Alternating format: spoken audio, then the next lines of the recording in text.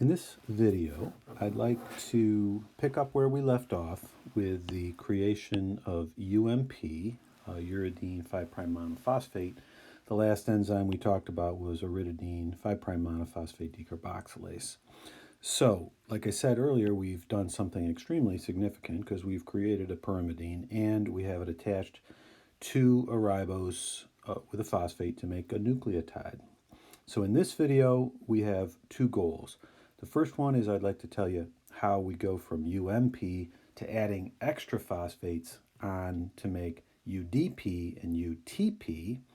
And then I'd like to tell you how fairly simply we can take uridine monophosphate, or actually uridine triphosphate, and make it into cytidine triphosphate in one quick step. So let's back up a little bit to a previous page. This was a part that I skipped earlier, and I'd like to go back to it now.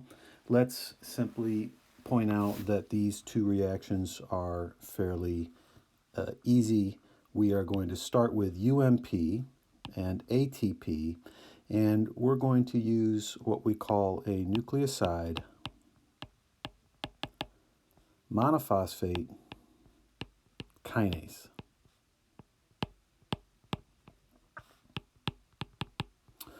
Or NMP kinase.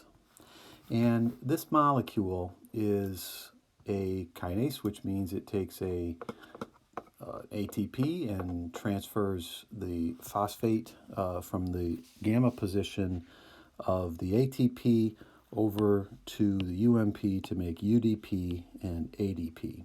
Fairly straightforward. Then we're going to do the same thing again. We're going to take that UDP and then we're going to take nucleoside diphosphate kinase and use another ATP to phosphorylate UDP to end up with UTP and ADP. So kinases use a single phosphate from ATP each time to progressively build up longer and longer phosphate chains. So easy enough. Two kinases and we've got from UMP to UTP. Let's go ahead and move forward now past all the pyrimidine synthesis we did, and let's go to page 114 and take a look at this next reaction, a beautiful reaction and absolutely one that I think we should be able to do ourselves now because we've seen this very kind of thing before in the urea cycle. This enzyme is called CTP synthase. That name captures it pretty good. We are going to synthesize CTP from UTP. And this is a classic example of a nitrogen ligase. We're going to do some homework on nitrogen ligase at some point here, and this is a fantastic theme reaction. Now, I really like this particular type of reaction because it involves a little extra chemical trick that we have to do.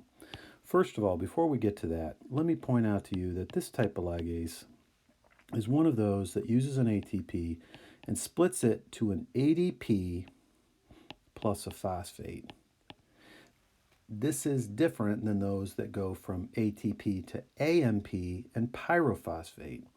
Clearly, we're only splitting one phosphoanhydride here.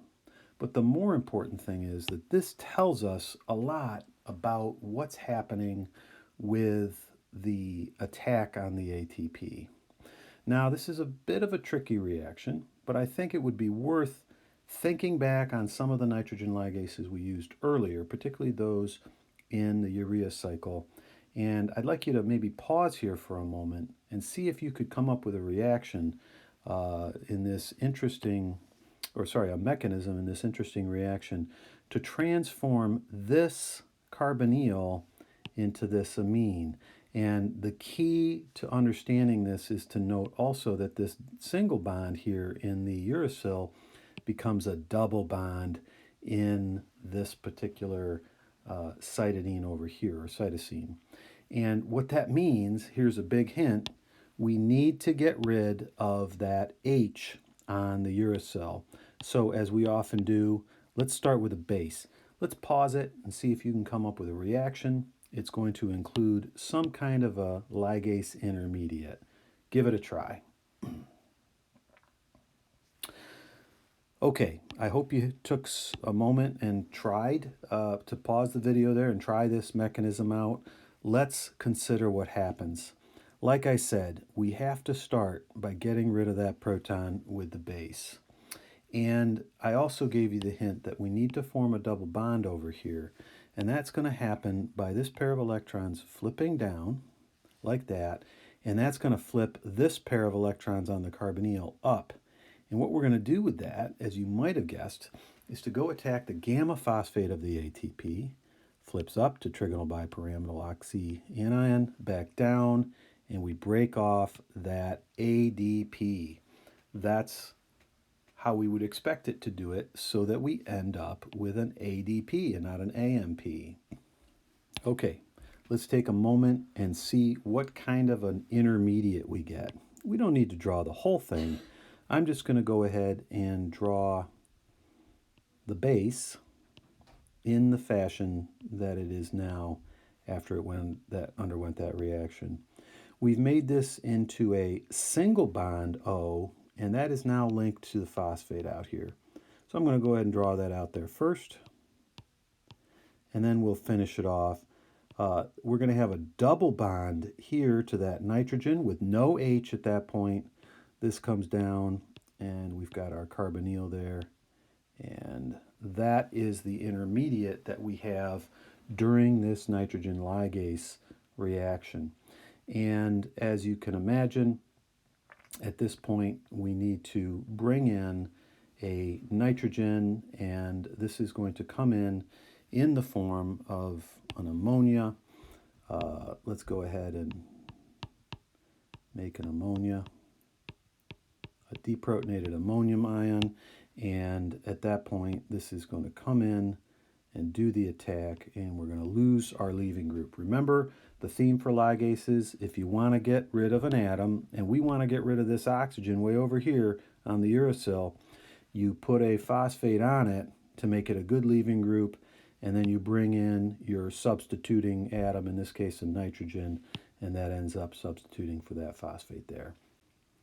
A beautiful nitrogen ligase, and we'll finish it off by just noting we have created a cytidine 5' triphosphate.